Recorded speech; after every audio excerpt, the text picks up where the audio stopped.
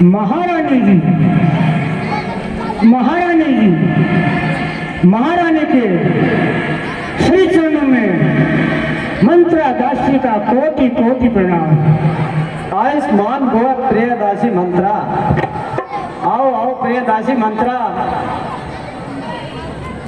सबने तो बाल गुताए हैं, तुमने क्यों बाल बिखेरे हैं। तू जो रो रही है सुजन सुजत, ये कैसे लक्षण तेरे हैं।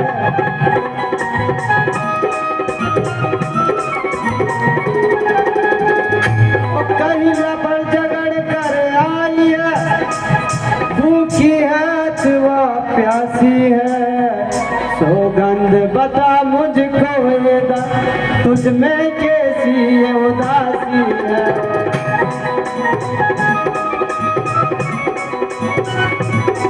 सौगंध बता तुझको ये मंदिरा, क्यों ये उदासी है।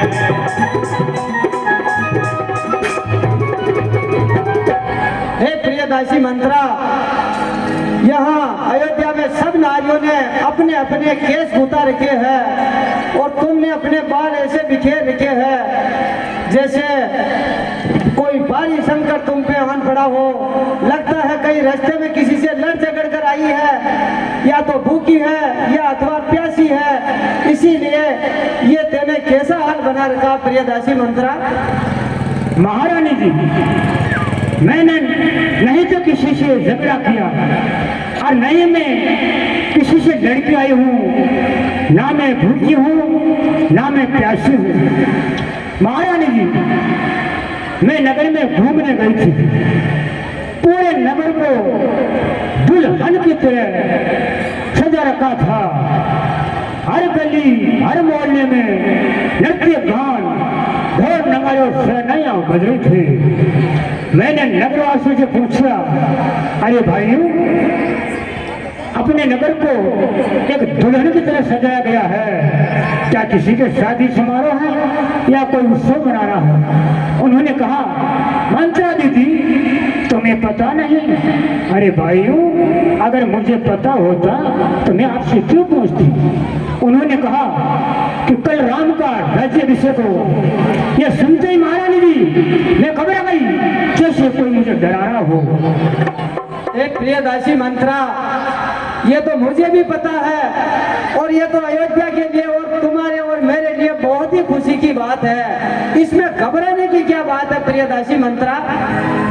महारानी जी, ये खुशी की बात नहीं है, बड़े ही दुख की बात है। आपको पता नहीं है महारानी जी, आपके साथ क्या हो रहा है, नगर में क्या हो रहा है, राजघराने में क्या हो रहा है और आपके साथ क्या होने वाला है। हे प्रिय दासी मंत्रा, मुझे सब पता है कि मेरे साथ क्या हो रहा है, नगर में क्या हो रहा है और क्या होने वाला है। पूरी अयोध्या खुशियों से झूम रही है। नगर नगर ऐसे सजे हुए हैं जैसे दुल्हन की तरह सजे हुए हैं। और तुम कह रही हो मुझे तो तुम्हारी कुछ समझ में नहीं आ रही है प्रिय दासी मंत्रा। अरे मेरी भोली महारानी, तुम्हें तो निंद्रा प्यारी है। रात और दिन सोए रहना ये अच्छा लगता है और तुम्हें कुछ पता नहीं। और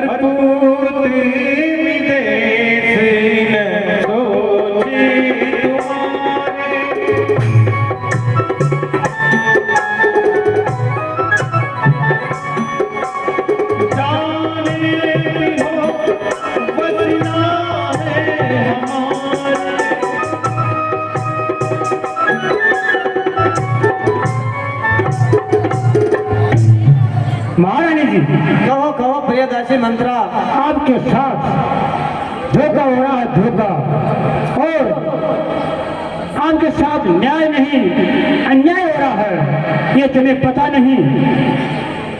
हे प्रिय दासी मंत्रा, मेरे साथ तो किसी भी प्रकार का कोई अन्याय नहीं हो रहा है। तुम ही ये बाकी बातें कर रही हो। लगता है तुम पगला गई हो, इसीलिए ये बाकी बाकी बातें कर रही हो। महारानी जी, समझने की कोशिश कीजिए, जो होगा वो आपका होगा, मेरा कुछ भी नहीं होगा। जो बिगड़ेगा वो आपका बिगड़ेगा। मैं तो आपकी दासी हूँ और दासी का धर्म बनता है मेरी महारानी की सेवा करूँ और महारानी के संकट की घड़ी में महारानी को के साथ उसका साथ देना और उसकी देख रेख करना, ये मंत्रा का फर्ज बनता है। हे प्रिय दासी मंत्रा, तुम तो हमेशा सुख दुख में मेरे साथ दिया है, हमेशा तुम मुझे बहुत प्रिय रही हो। फिर इस समय ऐसा कौन सा संकट है जो तुम ऐसी बाकी बाकी बातें कर रही हो प्रिय दासी मंत्रा? महारानी जी, जो तुम सोच रही हो, तुम्हारी सोच अलग है और दूसरों की सोच अलग है। तुम्हारे साथ क्या हो रहा है उसी का तुम्हें पता नहीं। हे प्रियदासी, मेरे साथ तो अच्छा ही हो रहा है, क्योंकि मेरा पुत्र राम राजा बन रहा है और जिसका पुत्र राजा बने उसके साथ ऐसा अशुभ क्या हो सकता है? महारानी जी, अगर राजा राम बन गया नहीं तो तुम्हारा बहुत बुरा हाल होगा। समझने की कोशिश कीजिए महारानी, समझने की कोशिश कीजिए। हे प्रियदासी मंत्रा, महारानी जी, आप महाराज के छल कपट और चतुराई को नहीं जानती है, उनकी चालाकी नहीं देखी आपने। महाराज इतने चालाक है, उसकी चालाकी का तुम्हें पता नहीं है। हे प्रियदासी मंत्रा, महाराज जी तो हम तीनों बहनों को बराबर बराबर प्रेम करते हैं। हमने तो कभी उनके अंतर्भाव में कभी ऊंच नीच या कम ज्यादा का भाव ही नहीं देखा, और तुम ये कैसी बातें कर रही हो प्रियदासी मंत्रा? महारानी जी, तुम कहती थी ना कि राजा मेरा है और मेरे बस में है। नहीं महाराज, तुम्हारे नहीं महाराज, महारानी कौशल्या के है। जो महारानी कौशल्या कहती है महाराज वही करते हैं। ऐसी बात तो नहीं है प्रियदासी मंत्रा, क्योंकि जितना प्रेम महाराज दीदी कौशल्या से करते हैं उतना ही प्रेम महाराज मुझसे करते हैं। इसमें ऐसी कोई बात नहीं है प्रियदासी मंत्रा। महारानी जी, ये आपकी सोच गलत सोच है। हे प्रियदासी, पता नहीं आज कैसी पागलों जैसी बातें कर रही है। तेरी बातें मेरी कुछ समझ में नहीं आ रही है। समझने की कोशिश कीजिए महारानी जी, समझने की। जो मैं कह रही हूँ आपकी भले के लिए कर रही हूँ, मैं आपका भला चाहती हूँ।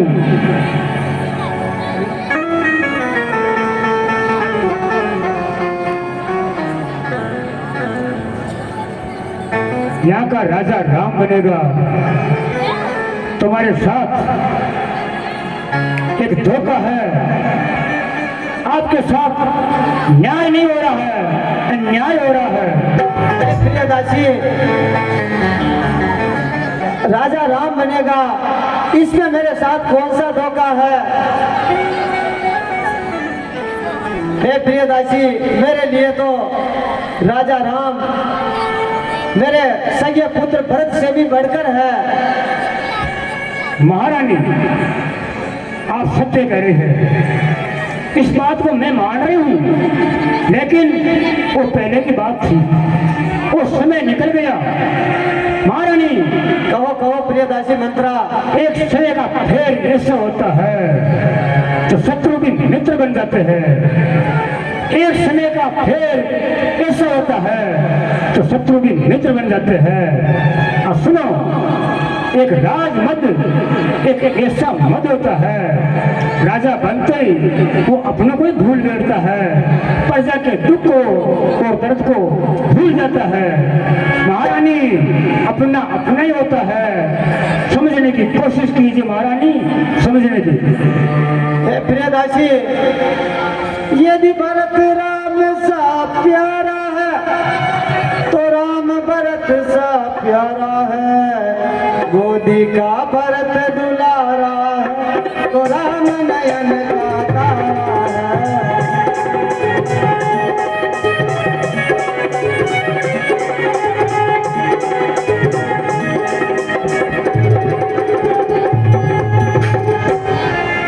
महारानी महाराज के छल कपट और चतुराई को नहीं जानती, उनकी चालाकी ओ उसकी चालाकी नहीं देखी, मैं बताती हूँ आपको। सुनिए महारानी जी, कल होगा जिसका राज तिलक और मरता हुआ बुलंद उसी का है, राजा जी जिसे चाहते हैं रानी ये बंद उसी का है।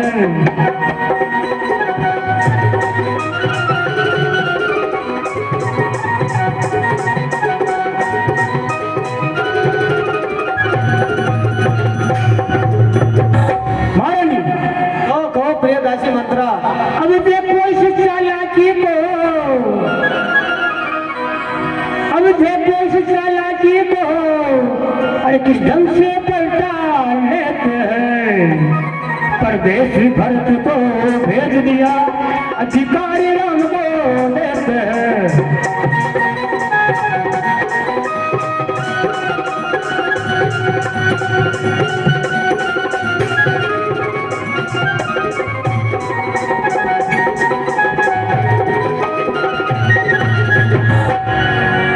महारानी जी कहो प्रियदासी मंत्रा। वो बाहर आने वाला है, जो छुपाती कर्कश में है, तो समझ रही राजा दशरथ, अरे मेरा है मेरे बस में है।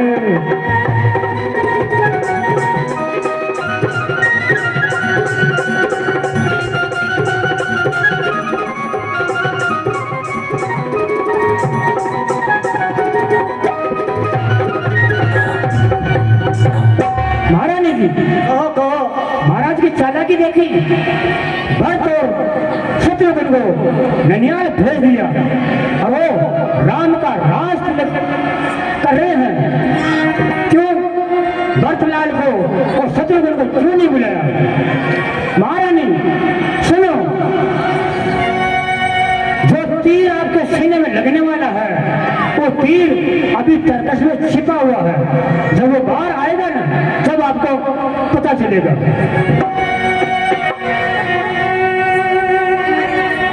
हे प्रियदासी, तुम तो ऐसी मूर्खतापूर्ण बातें कर रही हो जिन बातों का कोई महत्व ही नहीं है। ना तुम्हारी बात मेरे समझ में आ रही है, ना शायद तुम्हें खुद को समझ में आ रही है। इसमें कोई बुराई नहीं है कि मेरा पुत्र राम राजा बने, हम सबकी खुशी और भलाई इसी में है। महारानी जी समझने की कोशिश कीजिए। महारानी जी महारानी जी कहो प्रियदासी। सुनो महारानी जी, समझा कर हारी में, अरे तुम और देवती जाती हो, जो करे तुम्हारा सर्वनाश उस पर ही दिया दिखाती हो।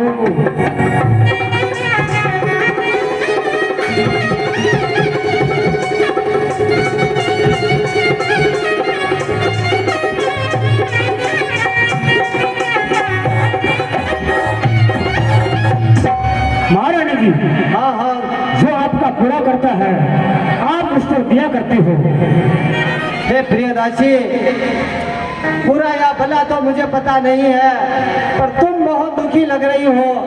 हे प्रियदासी, ये मेरा सबसे कीमती सोने का हार है जो मैं तुम्हें उपहार में देती हूँ। इस हार को रखो और खुश रहो और खुशियाँ मनाओ हमारे साथ।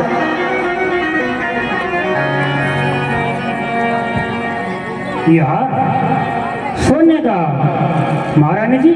हाँ मुझे आप उपहार में दे रही हो? जी।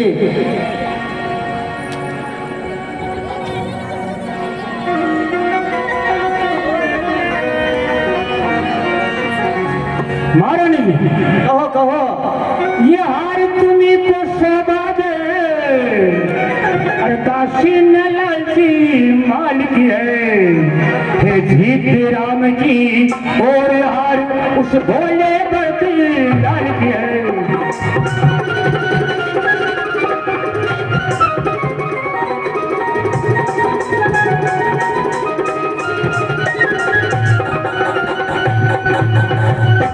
महारानी जी, इसमें राम की जीत है और उस भोले भरतलाल की हार है। कभी भरतलाल की चिंता की आपने? नहीं। चिंता करती हो आप राम की, जो सोचती हो राम के लिए, जो करती हो राम के लिए। बेचारे भोलेनाथ भोले भक्त के बारे में कुछ सोचा? अरे भरतलाल की तुम्हें चिंता है? कहिए महारानी जी। अरे मूर्ख, तुमने मेरा यह हार ठुकरा के इस सोने के हार का अपमान नहीं किया है मूर्ख, तुमने अपनी महारानी का अपमान किया है। इसीलिए मेरी आंखों के सामने से दूर हो जाओ, वरना तुम्हारी जीविया कटा दूंगी, तुम्हारा मुंह नचवा दूंगी। चल निकल यहाँ से, चल निकल यहाँ से चांडालनी, किसने तेरी मती मारी है, जो स्वच्छ रुई की डेरी पर बनकर आई चिंगारी है।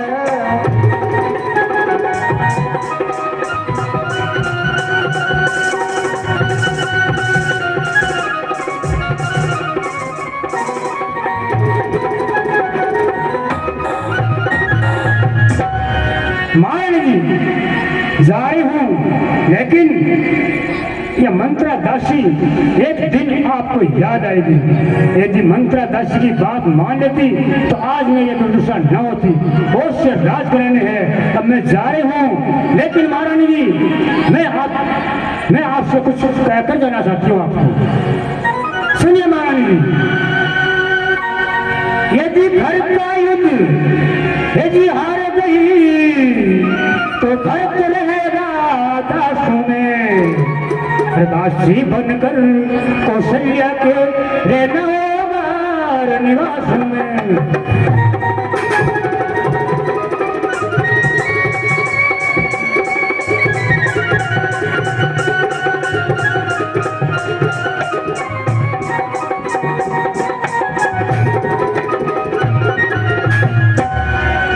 क्या गर्ज पूरी ऐसी मेरी जो मैं अपना अरे दोनों में कोई हो राजा, मैं दासी ही कहलाऊंगी।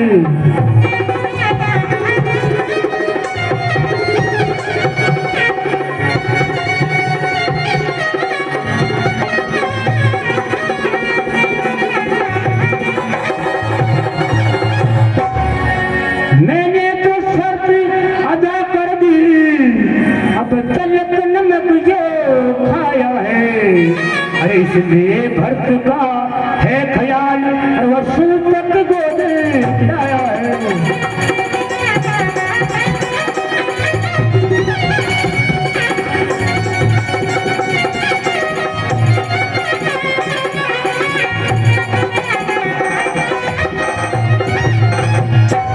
महारानी जी, कहो कहो प्रियदासी।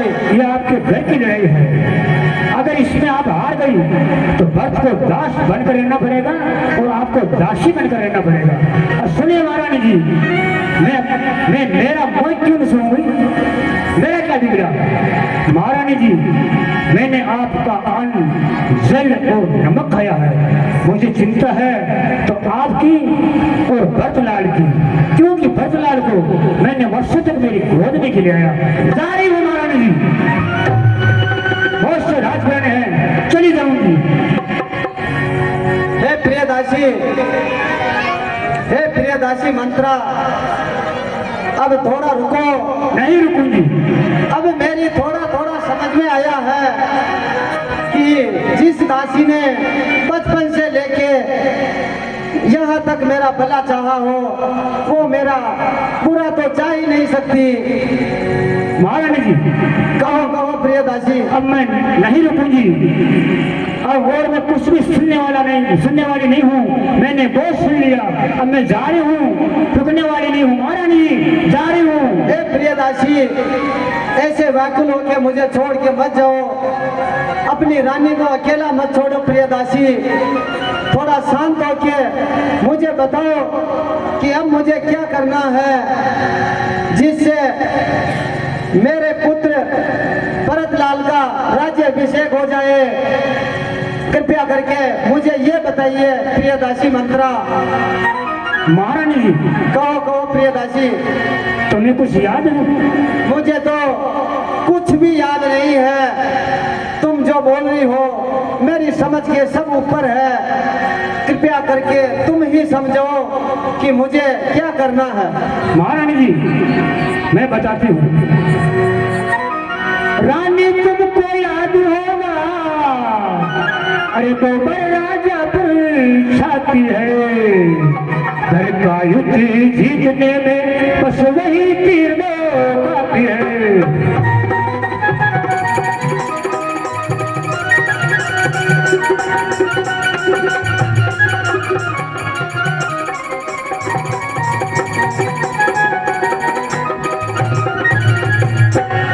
महारानी जी, कहो कहो।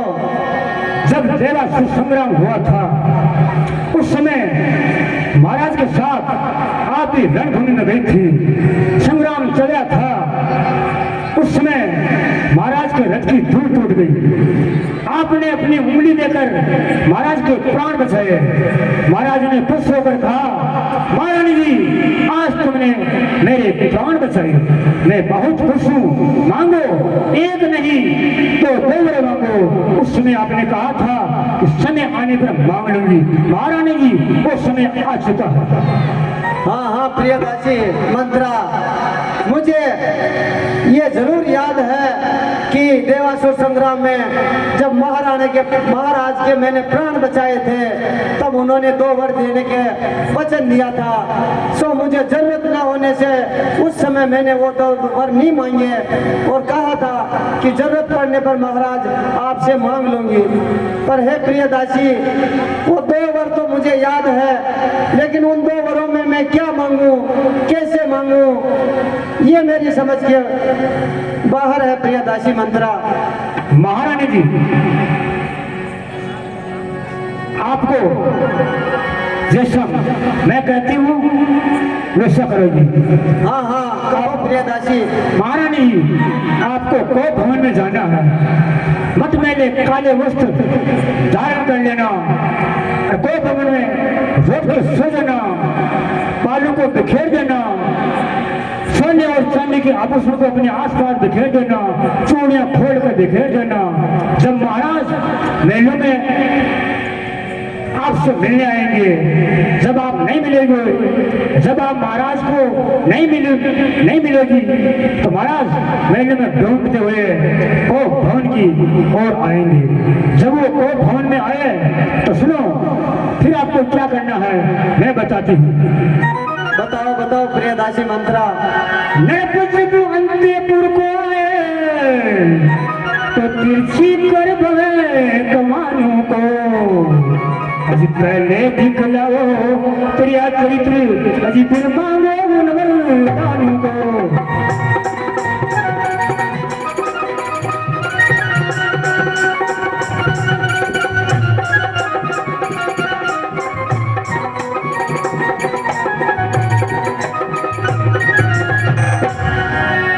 महाराज जी, हाँ हाँ प्रियदासी। जब महाराज को भवन में आएंगे उस समय आपको त्रिया चरित्र दिखाना है।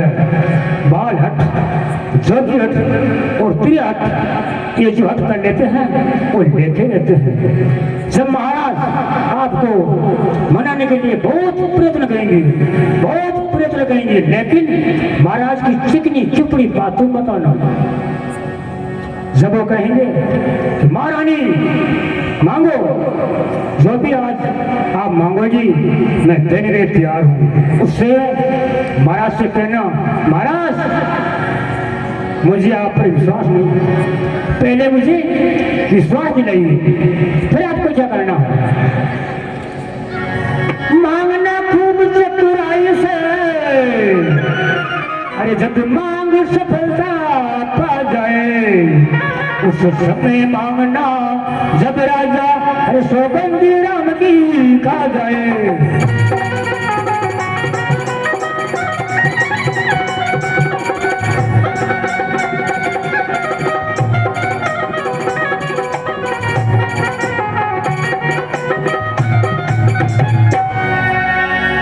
आपको मनाने का प्रयत्न करेंगे, बहुत प्रयत्न करेंगे, लेकिन उनकी चिकनी चिकनी बातों में मत आना। जब वो कहेंगे महारानी मांगो, उस समय उनसे कहना कि मुझे आप पर विश्वास नहीं। हाँ हाँ प्रियदासी, हाँ विश्वास दिलाइए। जब वो अगर राम की सौगंध खा जाते हैं तो समझो काम बन गए। फिर क्या करना मैं बताती हूँ। मांगती हूँ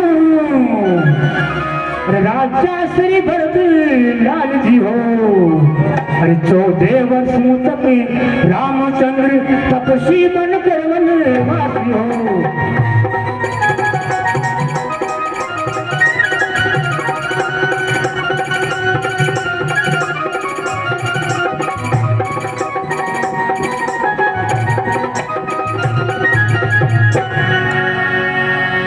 महारानी जी, हाँ हाँ प्रियदासी मंत्रा, जैसा मैंने बताया वैसा ही कीजिए, और अब आप को भवन में जाइए और मैं भी मेरे भवन को जाती हूँ और विश्राम करती हूँ। हे प्रियदासी,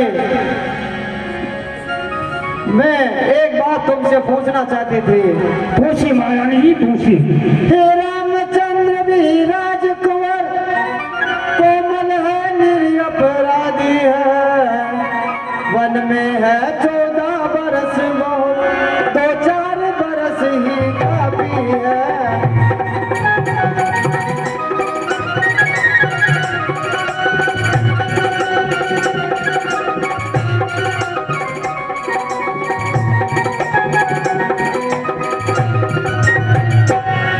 सुनो महारानी, हाँ हाँ प्रियदासी, ऐसा नहीं होगा। सुनिए,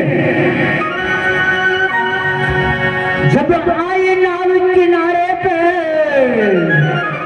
तो चल दी फिर नावे तूफानों में, अरे अपने ही आतू मार रही तुम आप बुलारी पैरों में।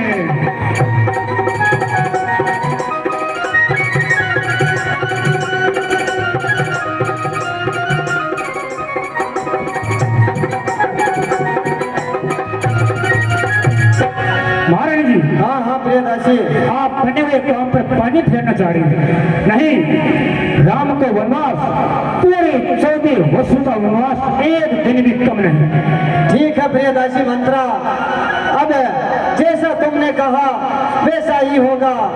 मंत्रा कदापि नहीं होगी कौशल्या की मनमानी, अब युवराज बनेगा भरत लाल, हट यही मैंने ठानी। अब